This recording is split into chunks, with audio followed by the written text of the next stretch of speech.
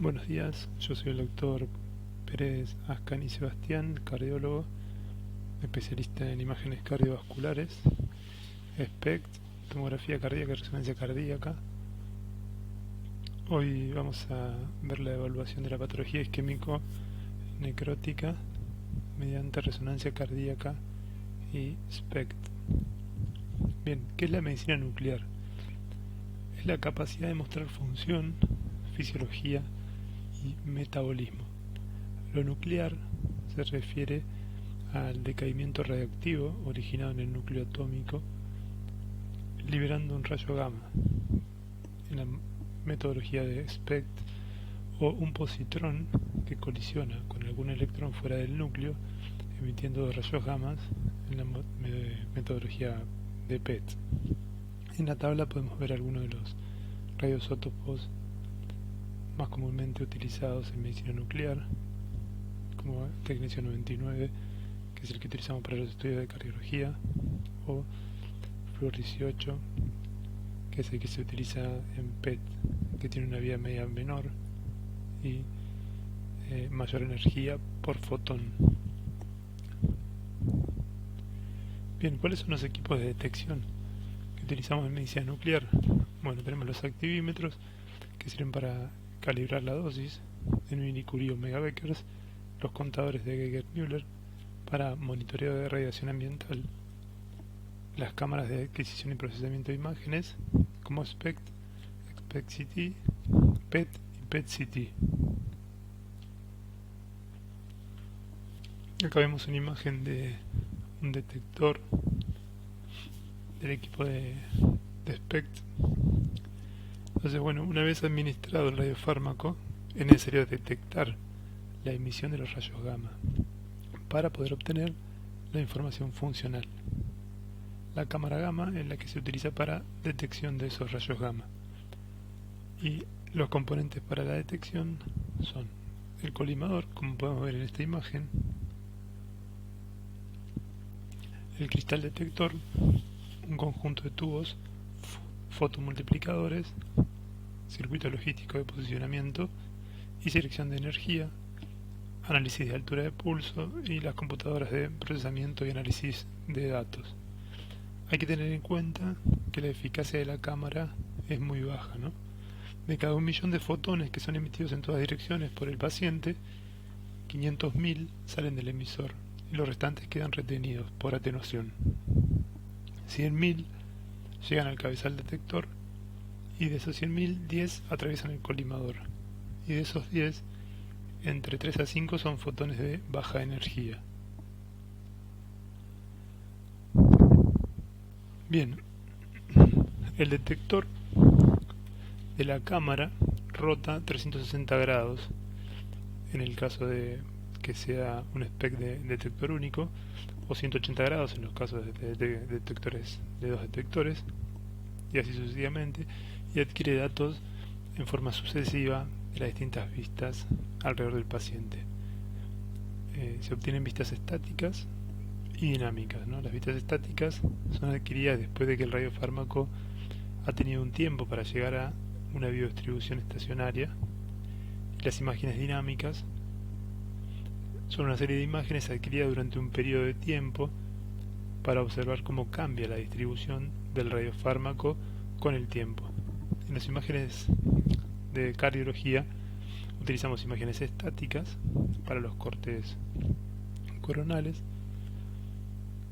y imágenes dinámicas para evaluación de la función ventricular. Bueno, en cuanto a los cortes tomográficos, se reconstruyen a través de un SOF a partir de proyecciones lineales de la distribución de la radioactividad del órgano, región u objeto. Los datos se adquieren posicionando los detectores, rotando 360 grados en torno al objeto, y las imágenes reconstruidas se presentan en planos o cortes transversales, paralelos al eje corto y al eje largo, tanto en plano vertical como horizontal.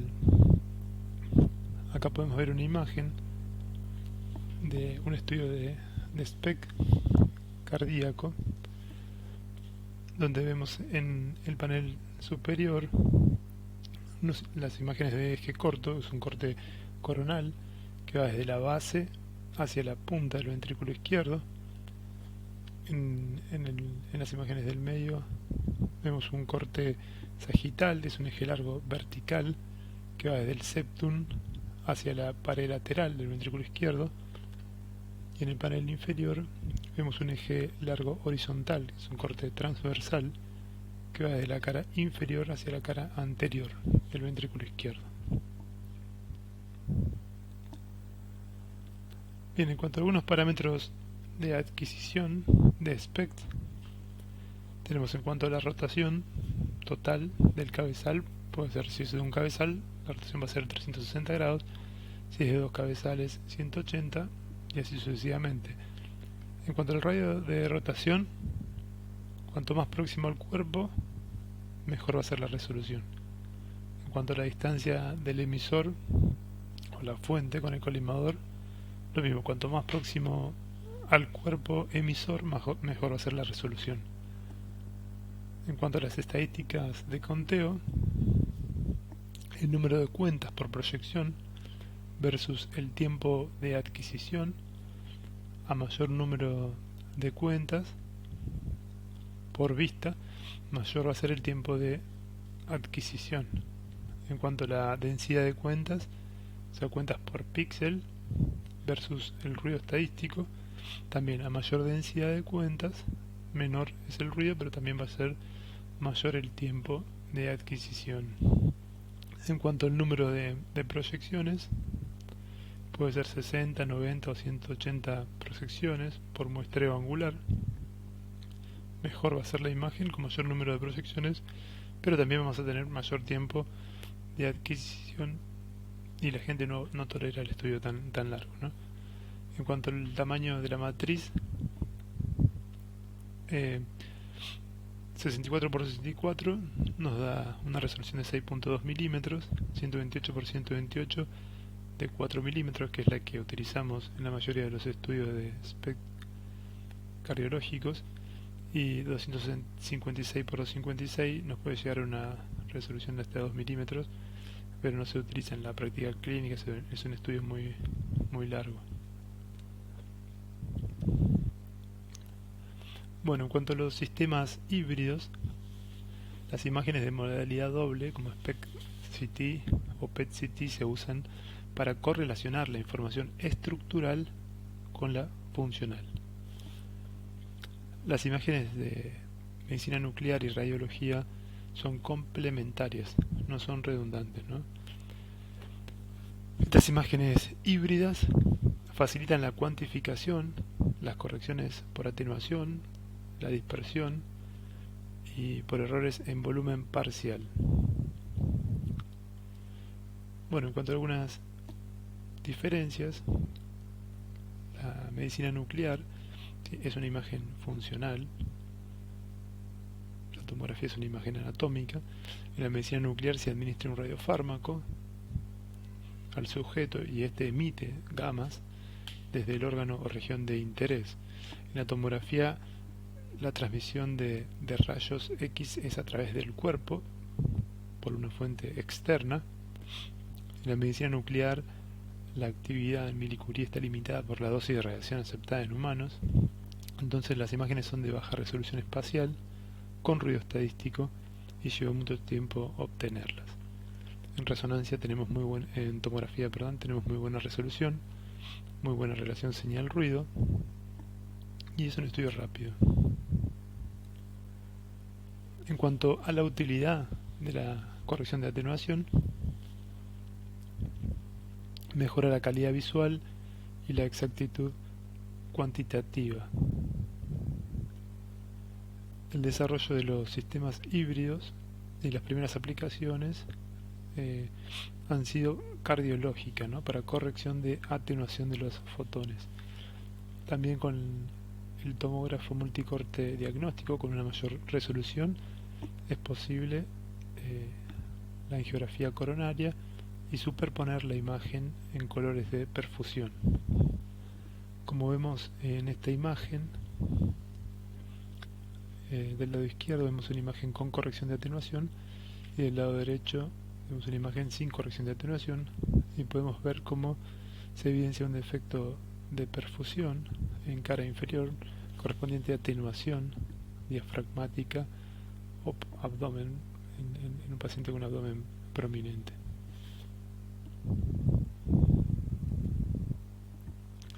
En cuanto a la valoración de la función del ventrículo izquierdo, las técnicas de medicina nuclear se han utilizado durante décadas para evaluación de la función ventricular debido a la confiabilidad, reproducibilidad y niveles de evidencia. Tenemos dos métodos: la ventriculografía radioisotópica, que se utiliza la marcación de eritrocitos y se registran las variaciones de la actividad ventricular a lo largo del ciclo, y el SPECT de perfusión miocárdica gatillado, que es el que más comúnmente utilizamos en cardiología nuclear. En cuanto al SPECT gatillado, la adquisición consta de 8 a 16 series por ciclo cardíaco. De esas 8 a 16 series se hacen cada uno de los cortes y posteriormente se hace una sumatoria del número de ciclos y se calcula la fracción de eyección en base al método de Simpson. Requiere sí un ritmo cardíaco estable y regular y tiene una sensibilidad del 86% y una especificidad del 91%.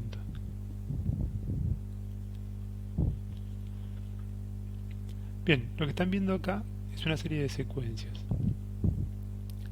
La idea es no utilizar todas las secuencias en un mismo paciente, pero sí reconocerlas y saber en qué situación las vamos a usar. Acá podemos ver, por ejemplo, un T1, imágenes de cine resonancia, conocidas como Steady State Free Precision, que son imágenes potenciadas tanto en T1 como en T2 y nos permiten obtener imágenes de gran calidad con un alto cociente señal-ruido con TR muy corto, y son imágenes muy sensibles a artificios de flujo. Vemos secuencias tagging, T2 estrella, Flow 4D, T2, desde realce tardío, T1 y T2 mapping, y las secuencias de contraste de fase o phase contrast, que se utilizan para visualizar y cuantificar el flujo. Bien, ¿qué es una secuencia? Es un proceso de obtención de imágenes que realiza el resonador y nos da una información específica del corazón. Como ejemplo, vemos las imágenes de realce tardío que nos aportan información sobre la fibrosis miocárdica. Y acá tenemos otro ejemplo de secuencias de T2 que nos aportan información sobre el edema a nivel del miocardio. En cuanto a los protocolos de resonancia, el protocolo es un conjunto de secuencias en un orden determinado para evaluar una patología determinada. O sea que hay que hacer las secuencias adecuadas en un orden adecuado, depende de la patología que queremos estudiar. Bueno, acá vemos un ejemplo de un protocolo de resonancia cardíaca. Los protocolos están bien descritos en la Sociedad de Resonancia Cardíaca. Allí pueden encontrar todos los protocolos para las distintas patologías. Bien, a modo de resumen, vamos a ver cómo se obtienen las imágenes en resonancia. Bueno, una secuencia se conforma de pulsos de radiofrecuencia y de gradientes que se aplican en los diferentes ejes para modificar el campo magnético del resonador. De esto vamos a obtener un eco y una señal, y esa señal nos va a permitir construir las imágenes. Bien, como pueden ver en esta imagen, entonces se excita, se transmite energía a partir de los pulsos de radiofrecuencia, se libera energía, y esto se capta por una serie de antenas y se genera la imagen. En cuanto a los pulsos de radiofrecuencia, ¿qué son los pulsos de radiofrecuencia y qué es el campo magnético? Bueno, los protones de hidrógeno giran sobre su eje con un movimiento llamado spin de manera aleatoria. Nosotros cuando colocamos a un paciente en un campo magnético logramos orientar los protones en dirección al campo magnético externo. Recuerden que el campo magnético de un resonador es muy potente, como podemos ver en esta imagen. El campo magnético de una grúa para levantar metales es de aproximadamente 1 Tesla y los resonadores que utilizamos para resonancia cardíaca van de 1.5 a 3 Tesla, y si comparamos con el campo magnético de la Tierra vemos que es ínfimamente menor. Bien, nosotros vamos a modificar ese campo magnético, lo hacemos a través de los pulsos de radiofrecuencia. Eso va a transmitir energía a los protones y nos va a permitir desplazar a esos protones hacia un plano perpendicular al campo magnético para poder generar una señal que posteriormente vamos a captar con las antenas que le colocamos al paciente. Esa señal eléctrica que generan estos pulsos de radiofrecuencia es captada por las antenas y nos genera una señal. Esa señal nos permite reconstruir las imágenes. Hay un principio que se llama transformación de Fourier, en donde el espacio K, que es un espacio que no tiene bidimensionalidad, se transforma en un espacio bidimensional. Hay que recordar que todos los estudios de cardiología son gatillados, por lo tanto, para llenar todas las líneas del espacio K vamos a tener que obtener a través de varios latidos cardíacos, y es por eso que la señal del electro es crítica para tener una buena señal y una buena calidad de imágenes. Como vamos a obtener varias imágenes en un periodo de tiempo, podemos hacer imágenes de cine resonancia, es decir que de una imagen estática vamos a obtener una imagen de cine. Acá podemos ver cómo se hace el cálculo de la función ventricular en resonancia cardíaca. También se hace a través del método de Simpson, pero bueno, mediante resonancia es una técnica de alta exactitud diagnóstica considerada el gold standard para evaluación de la función de ambos ventrículos.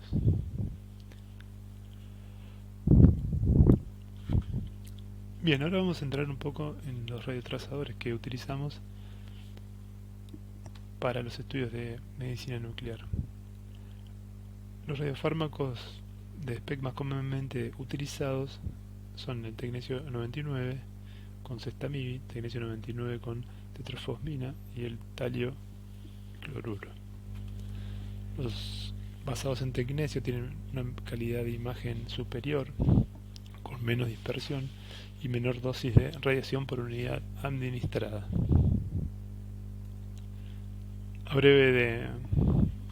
Un resumen breve, digamos, de la fisiología coronaria, así entendemos bien el mecanismo por el cual evaluamos isquemia mediante estos métodos. Vemos que la reserva coronaria es la capacidad de incrementar el flujo sanguíneo coronario basal en respuesta a un estímulo hiperémico. Ese estímulo puede ser reactivo a través del ejercicio o provocado a través de fármacos vasodilatadores. Bien, el miocardio presenta una extracción de oxígeno en reposo de aproximadamente 70 a 80%, con lo cual el aumento en las demandas de oxígeno es necesario aumentar el flujo, ¿no? Ese flujo depende de dos variables: la presión diastólica aórtica, que no se modifica básicamente durante el ejercicio o se modifica poco, y las resistencias al flujo, que dependen en la mayor medida de la microcirculación coronaria.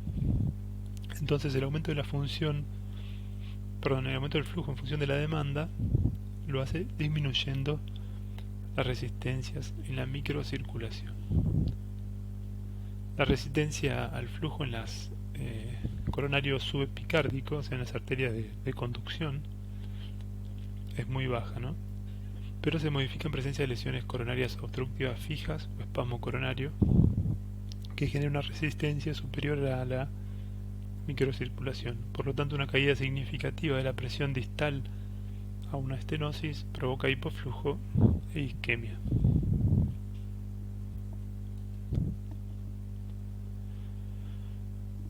Bien, los radiotrasadores utilizados en medicina nuclear como marcadores de perfusión requieren la existencia de flujo e indemnidad de la membrana celular para llegar a incorporarse a la célula miocárdica. Lo que vemos en este cuadrito es la distribución en cuanto al flujo coronario y la captación del trazador. Nosotros en los estudios de cardiología nuclear utilizamos tecnesio 99 con cestamide. Es importante saber que la extracción del primer paso es lineal al flujo, ¿no? Pero a alto flujo se presenta una meseta en la captación. El radiotrazador no puede distinguir entre dos segmentos miocárdicos cuya perfusión sea mayor a 2 o 2.5 veces la perfusión en reposo. En el caso de lesiones significativas no sería un problema, pero en el caso de lesiones moderadas estaría limitada la sensibilidad de detección. También la imposibilidad de tener una captación lineal a alto flujo es una limitación cuando se trata de medir flujo absoluto, como en el caso de enfermedad multivaso o disfunción endotelial. Bien, vamos a ver algunos de los radiotrazadores que utilizamos en los estudios de SPEC. Usamos tecnesio 99, tiene una vida media de 6 horas, emite radiación gamma con una energía de 140 keV, y los isonitrilos marcados con tecnesio, que es el cestamide, son compuestos lipofílicos con gran afinidad por el miocardio. Se fijan a nivel mitocondrial en proporción a su actividad metabólica. El MIBI, que es el que utilizamos como marcador, es 2-metoxi-isobutil isonitrilo. Tiene una extracción miocárdica del 1,5 al 2% y se elimina por vía hepatobiliar y renal. No presenta fenómeno de redistribución.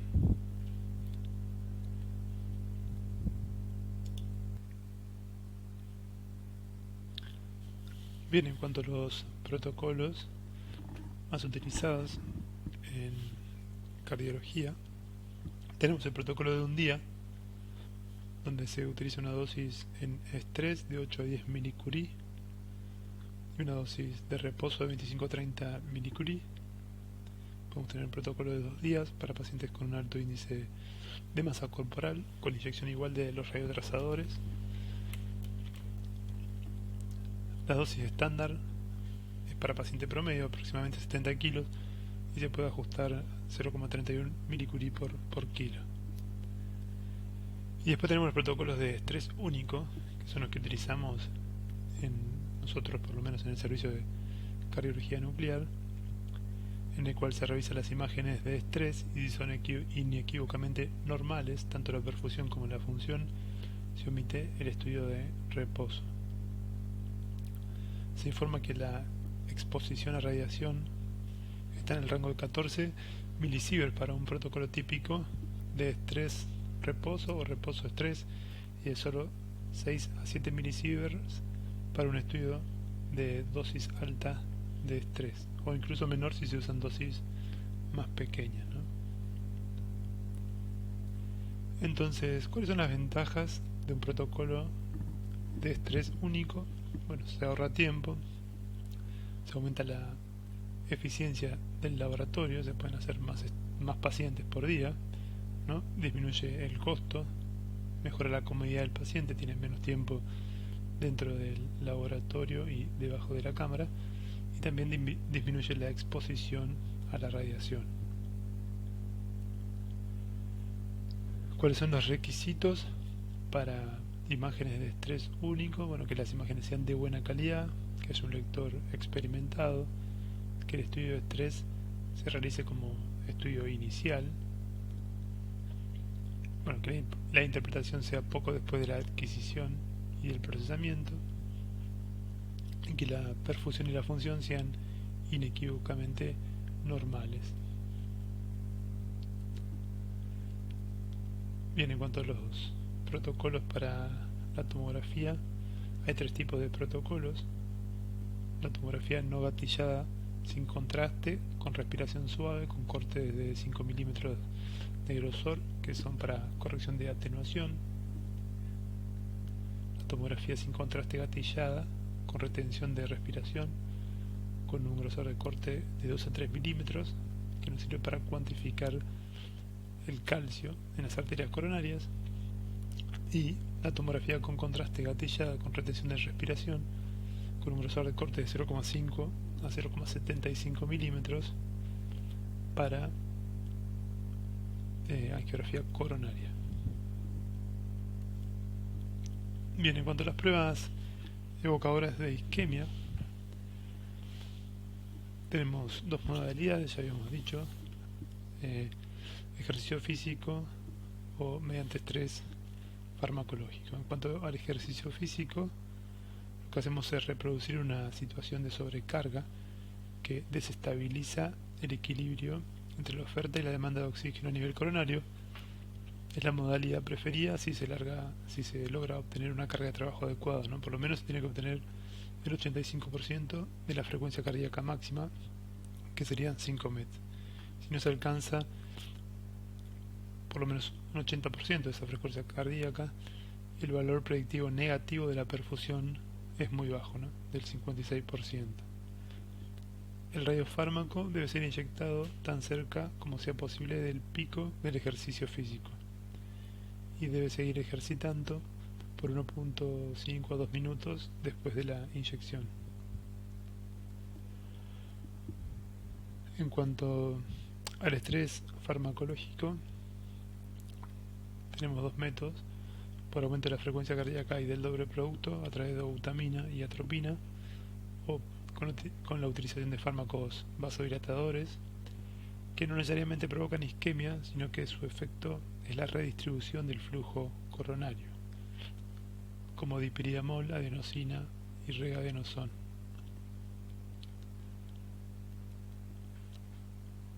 Bien, ¿cómo es la preparación previo al estudio de estrés farmacológico?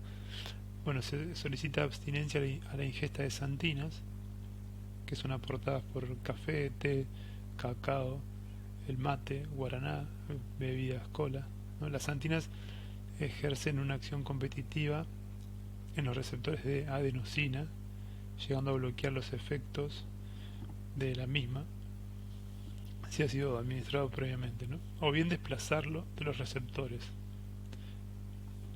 Así que bueno, esto es muy importante. También de ser posible, hay que suspender toda la medicación para una mejor cuantificación del monto isquémico. Bien, en cuanto a las drogas que utilizamos para el estrés farmacológico, el dipiridamol es la que más utilizamos nosotros en el servicio de cardiología. Inhibe la recaptación de adenosina por las plaquetas, tiene una vida media de 40 minutos. La dosis que utilizamos en cardiología nuclear es de 0.56 miligramos kilo, a pasar en 4 a 5 minutos. En resonancia cardíaca usamos una dosis mayor de 0.86 miligramos kilo. Y el antídoto que revierte el efecto sería la aminofilina, 100 miligramos. El dipiridamol está contraindicado en bloqueo B de segundo grado, en PR largo, en pacientes con asma y EPOC. La adenosina, su método de acción es directo y no selectivo sobre los receptores de adenosina, tiene una vida media mucho más corta de 10 segundos, con lo cual permite revertir los efectos rápidamente. La dosis es de 0,14 miligramos kilo por minuto, administrada en 6 minutos. Y el regadenoson es un derivado de nucleósidos de adenosina. Es un agonista selectivo de los receptores A2A que se encuentran a nivel cardíaco, con lo cual se podría utilizar en pacientes con asma y EPOC. La dosis es de 400 microgramos durante 30 segundos, no requiere ajuste de dosis según el peso. En contra es que, bueno, el Redoxon no se encuentra disponible en Argentina actualmente. La dobutamina queda relegado a los pacientes asmáticos o EPOC. El protocolo de dobutamina es similar al protocolo que se utiliza en ecoestrés. Se usan 5 microgramos por kilo por minuto por 3 minutos, aumentando la dosis cada 3 minutos hasta 30 y si es necesario hasta 40 microgramos kilo por minuto. Para todos los casos, la inyección del radiofármaco se realiza en el pico de estrés. Bien, en cuanto a los protocolos, tanto para SPECT cardíaco como para resonancia, acá tenemos un breve resumen. Según la modalidad para SPECT tenemos ejercicio o estrés farmacológico. El ejercicio, el estrés lo simulamos con el ciclo de ergómetro y se realiza la inyección del radiotrazador en máximo esfuerzo. Posteriormente se espera 20 a 30 minutos para que se fije el material radioactivo mientras el paciente come algún alimento rico en grasa y ingesta de líquidos para eliminar el contenido del tubo digestivo y del hígado, que nos puede dar atenuación posteriormente en la adquisición. Posteriormente se hace la adquisición, procesamiento y evaluación de las imágenes. En el caso de que las imágenes sean normales, se finaliza el estudio, y si no, se hace la segunda etapa, que es la etapa del reposo. Se hace la inyección del radiotrazador nuevamente en reposo, se da un tiempo de espera de aproximadamente 1 hora. La dosis de radiación, recordemos, según los protocolos, la dosis de un día, la dosis de radiación inyectada en el reposo es 2 veces la dosis que se utilizó en estrés. Entonces posteriormente se espera 1 hora y se vuelve a hacer la adquisición, procesamiento y evaluación de las imágenes. En el caso de estrés farmacológico, todos los pasos son similares. La diferencia es que en el estrés, en vez de en el ciclorrómetro, se hace mediante estrés farmacológico. Se administra dipiriamol 0,56 miligramos kilo a pasar en 5 a 6 minutos y posteriormente se hace la administración del radiofármaco. Bien, en cuanto a los estudios de resonancia cardíaca, el protocolo que utilizamos para resonancia cardíaca, lo primero hacemos los localizadores, después hacemos las secuencias de cine en reposo, tanto de eje corto como de eje largo, 4 cámaras, 3 cámaras y válvula aórtica. Posteriormente se hace el estrés farmacológico, se administra el dipiriamol a 0,86 miligramos kilo y se administra la atropina, 1 miligramo endovenoso. Posteriormente se hace la perfusión de estrés con inyección de gadolinio, 0,1 milimol por kilo. Posteriormente se hacen las secuencias de cine en estrés, las mismas que utilizamos en las secuencias de reposo. Posteriormente se hace la reversión del estrés farmacológico mediante administración de aminofilina para reversión del dipiriamol y propanolol para reducir la frecuencia cardíaca posterior a la administración de atropina. Posteriormente se hace la perfusión de reposo, también con inyección de gadolinio a 0,1 milimol por kilo. Se esperan 10 minutos y se hacen las imágenes de realce tardío.